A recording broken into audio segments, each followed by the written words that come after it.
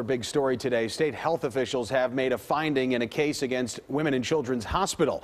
When a baby was taken to Children's Hospital, staff believe the baby was beaten, but officials at the hospital released her back to her parents. News 4's Al Vaughters has been checking on this story every day and joins us now with some answers. Al.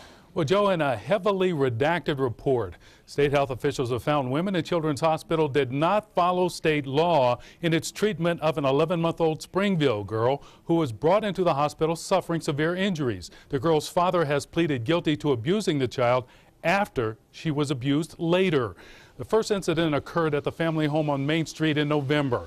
Antoine Jordan brought his 11-month-old daughter into Women and Children's Hospital with head injury so severe she required a blood transfusion. After a 5-day stay, the girl was given back to her parents. And 10 days after that, she was back at Children's with an eye injury so severe, authorities believe the damage could be permanent. At that time, Jordan was arrested and has pleaded guilty to the second incident.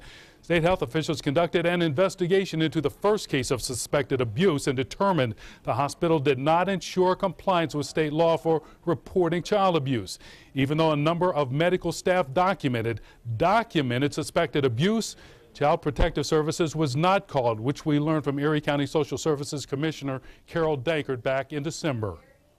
There is no record that, in fact, this department that we received a call or anyone reached out to this department on November 9th.